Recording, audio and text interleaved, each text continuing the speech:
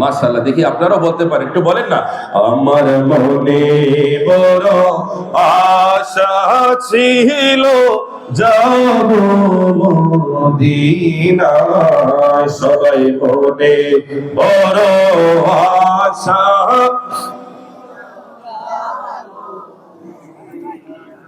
সালাম আমরা করব গিয়ে, সালাম আমরা করব গিয়ে নবীর রওজায়।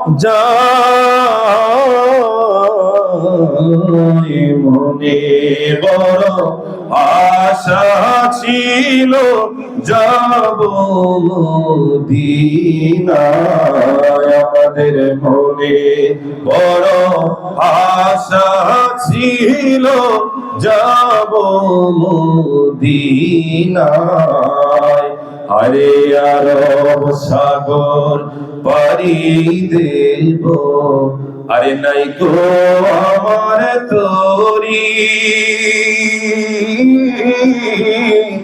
ওরে পাখি নয় গো ওরে যাব ডানাতে ভর করি, ডানাতে ভর করি। আরে আরব সাগর পাড়ি দেব, ওরে নাই কয় আমার তরি, পাখি নয় গয়রে যাব ডানাতে ভর করি। আমাদের আশায় আছে সম্বল নাই, ওরে আশায় আছে সম্বল নাই, করি কি উপায়। মনে বড় আশা ছিল যাব মদিনায়, আমাদের মনে বড় যাব মদিনায়। মুহাম্মদে বলেন না ইয়া রাসূলুল্লাহ। মাগরিবের আজানের আর 2-3 মিনিট সময় রয়েছে। আলহামদুলিল্লাহ, আল্লাহ পাকের দরবার শুকরিয়া। আমি গুনাহগার মুফতি নাহিদুল ইসলাম আল কাদরি, আমি ঐতিহ্যবাহী নারায়ণগঞ্জ ফকিরতলা কেন্দ্রীয় জামে মসজিদের খতিব পদে রয়েছি। সম্মানের সাথে রয়েছে আপনাদের দোয়া, এবং আমার বাড়ি এই গজারিয়াতেই। আমি গজারিয়ার সন্তান এবং গজারিয়ার সুপরিচিত যে গ্রাম, যাকে অনেক সময় রাজধানী আপনারা বলেন, ভবের চর। এই ভবের চরে আমার বাড়ি। আপনারা আমার জন্য দোয়া করবেন। আমার আলোচনার কথা ছিল তাহিরি হুজুর 2:30 বাজে মাইক ধরবে। জোহর নামাজের পর থেকে আমার আলোচনা করার কথা ছিল, যেহেতু আজকে হুজুর আসতে পারেনি। হাজার হাজার যুবক আশিকে রাসূল, অনেক অসংখ্য অগণিত মা ও বোনদের হৃদয়ে রক্তক্ষরণ হচ্ছে, কষ্ট হচ্ছে। যদি তারা একটু সুযোগ হতো যে অমুকের সাথে যুদ্ধ করলে, অমুকের সাথে যদি মোকাবেলা করেও যদি তাহিরি হুজুরকে আনা যেত, আমার মনে হয় এই চরবাসিয়ার মানুষগুলো জীবন দিতেও রাজি হতো। কথা বলেন ঠিক কিনা? কিন্তু যাই হোক, প্রশাসনিক ভাবে আমরা দেশের মানুষ আইনকে শ্রদ্ধা করি, লালন করি, ধারণ করি। প্রশাসনিক ভাবে যিনি নতুন, তিনি অনুমতি দেয়নি। জানি না তিনি কি কারণে অনুমতি দেয়নি। যদি সে দুশমনের রাসূল, মুস্তাকের রাসূলদের প্ররোচনায় পড়ে যদি অনুমতি না দেয়, আল্লাহ আমাদের দায়িত্বরত ওই ভাইকে যেন হেদায়েত দান করে, সবাই বলেন আমিন।